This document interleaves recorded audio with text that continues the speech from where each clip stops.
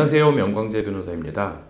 지난 시간에는 파산회생 제도를 소개해드리고 제도의 취지까지 설명을 드렸습니다. 이번 시간에는 회생 제도에 관해서 설명을 드리고자 합니다. 간혹 신문기사나 TV 뉴스에서 워크아웃으로 소개되기도 하는데요. 이 회생 제도는 말 그대로 향후 경제적 존속이 불투명한 회사나 개인이 다시 경제활동을 할 수 있도록 도와주는 제도입니다. 이 제도를 의료 분야로 비유를 해보자면 존속이 불투명한 회사나 개인은 환자, 법원은 병원 입원실, 변호사는 의사 내지 간병인, 이 정도의 역할을 하는 것으로 비교해 볼 수 있겠습니다. 이런 비유에 따른다면 환자가 의사를 만나 병원에 입원할지 말지를 스스로 결정해야 되는 것인데요. 암 환자가 너무 늦게 의사를 찾으면 의사도 어찌해 볼 도리가 없는 것처럼 경제적 어려움에 처한 회사와 개인도 가급적 빨리 회생제도를 이용하는 것이 좋습니다. 비용적인 측면에서도 그나마 여유가 있을 때 회생제도를 이용해야지 나중에는 법원에 납부할 비용조차 없어 회생제도를 이용해 보지도 못하고 망가지는 우를 범해서는 안 되겠습니다. 그럼 회생제도를 구체적으로 살펴보겠습니다.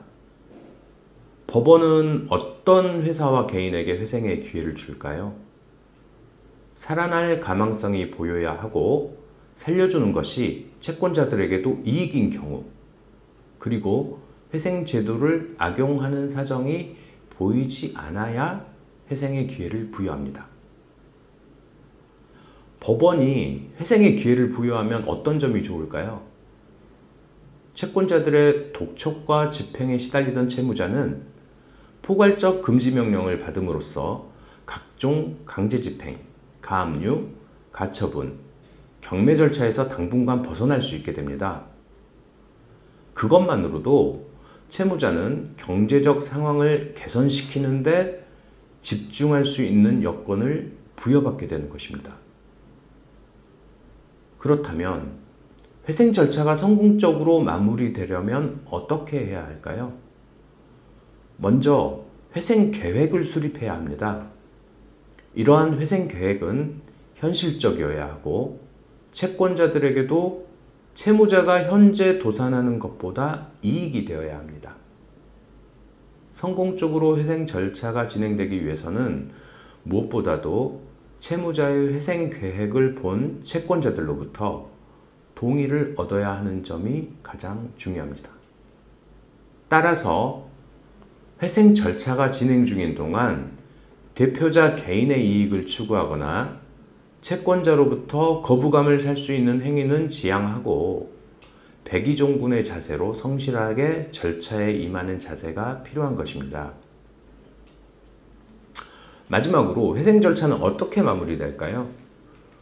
채무자가 수립한 회생 계획안을 성실히 이행 완료하면 회생 절차가 종료되는 것입니다. 이를 졸업이라 표현하기도 하는데요. 회생 계획안 이행을 완료하기 전이라도 회사나 개인의 재무 상태가 호전된 경우에는 법원에 신청을 해서 조기 졸업을 할 수도 있습니다. 이상 회생 절차를 개략적으로 살펴봤는데요. 충분히 회생할 수 있음에도 불구하고 제도를 모르거나 시기를 놓쳐서 작별을 구하는 일이 없어야겠습니다.